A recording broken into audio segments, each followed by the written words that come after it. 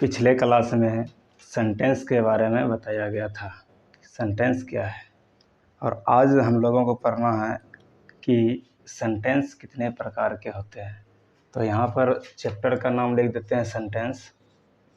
हिंदी आपको बता दिया गया है और यहाँ डायरेक्ट लिखना है कि there are there are 2 types of sentence.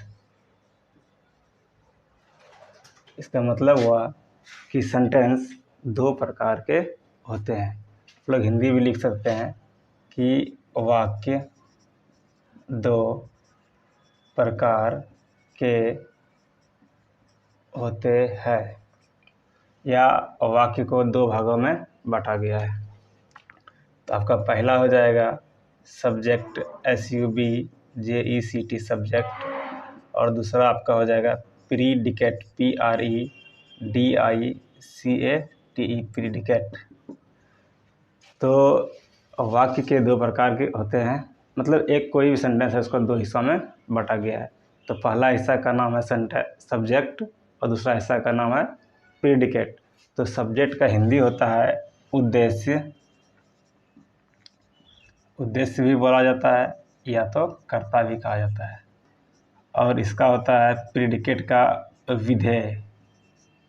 Subject का हिंदी हो गया उद्देश्य या कर्ता, प्रीडिकेट का हिंदी हो गया विधेय। अब हम लोगों को जानना है कि सब्जेक्ट क्या चीज़ होता है। तो सब्जेक्ट का परिभाषा जानते हैं। तो सब्जेक्ट क्या होता है, तो यहाँ पर लिखते हैं जिसके बारे में कुछ कहा जाए, जिसके बारे में कुछ कहा जाए, सब्जेक्ट कहलाता है।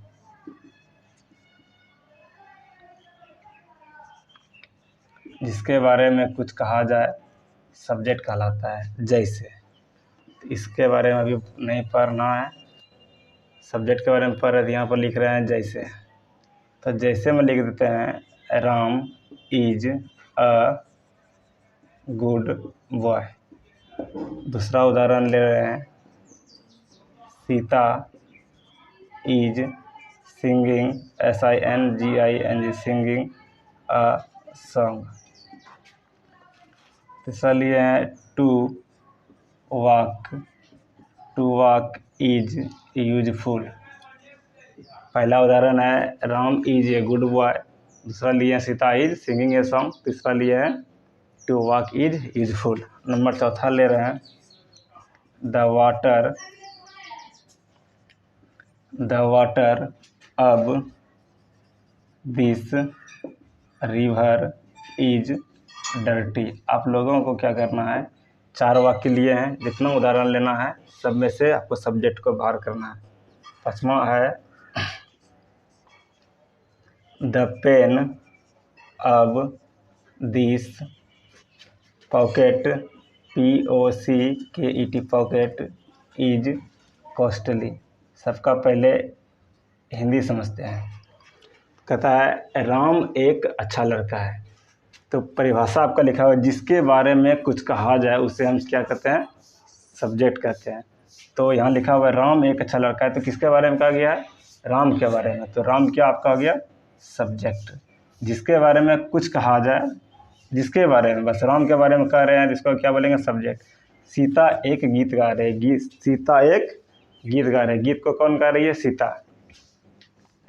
तो जिसके बारे में चर्चा कर रहे हैं, किसके बारे में, सीता के बारे में। सीता आपका क्या हो गया, सब्जेक्ट। नंबर 3 लिखा हुआ है to walk is useful. To walk is useful का हिंदी होता है, मतलब होता है कि टहलना जो है लाभदायक होता है। किसके बारे में बोल रहे हैं, टहलने के बारे में। टू वॉक आपका क्या हो गया, सब्जेक्ट। नंबर 4 लिखा हुआ है the water of this river is dirty. इसका हिंदी हो गया कि इस नदी का पानी गंदा है। किसके बारे में चर्चा कर रहे हैं, ना ही नदी के बारे में चर्चा हो रहा है, ना ही पानी के बारे में चर्चा हो रहा है। चर्चा आपका हो रहा है इस नदी का पानी। इस नदी में जितना पानी है सबके चर्चा हो रहा है कि सब पानी क्या है, गंदा है। आपको the water of this river आपका बन गया सब्जेक्ट। फिर लिखा हुआ है the pain of this pocket is costly. इसका हिंदी हो गया the pain of this pocket का मतलब कि इस जेब की कलमें, मतलब इस पैकेट में जो कलम है वो कलम क्या है, कीमती है। The pain of this pocket आपका सब्जेक्ट हो गया, कॉस्टली का हिंदी हो गया कीमती या महंगी, डर्टी मतलब गंदा। तो सब्जेक्ट निकालना है तो आपको एक ट्रिक याद रखना होगा। एक ट्रिक सिर्फ यही है, WHO हु का मतलब होता है कौन या किसने। दुनिया का कोई भी सब्जेक्ट आप इस ट्रिक से निकाल सकते हैं। WHO हु का मतलब होता है कौन या किसने। जैसे आपको सब्जेक्ट निकालना है, लिखा हुआ है, मान लीजिए कि प्रधानमंत्री 2014 से इस देश की सेवा करते आ रहे हैं, आपको सब्जेक्ट निकालना है। तो क्वेश्चन आपको कौन से करना है, WHO हु का मतलब कौन या किसने। कौन से प्रश्न करने के बाद जो आपको जवाब मिलेगा वही आपका सब्जेक्ट कहलाएगा। प्रधानमंत्री कौन सेवा करते आ रहा है, कौन से प्रश्न किए, आंसर क्या मिला, प्रधानमंत्री। तो इसका मतलब आपका सब्जेक्ट क्या बन गया, प्रधानमंत्री। जैसे यहाँ लिखा हुआ है Sita is singing a song, गीत को कौन गा रही है, सीता सब्जेक्ट हो गया। हम लोग विद्यालय जा रहे हैं, तो विद्यालय कौन जा रहा है, जैसे लिखा हुआ है कि वे लोग फुटबॉल खेल रहे हैं, तो फुटबॉल कौन खेल रहे हैं, अपने तरफ से क्वेश्चन करने के बाद जो आंसर आएगा, जो आंसर क्या आएगा, वे लोग।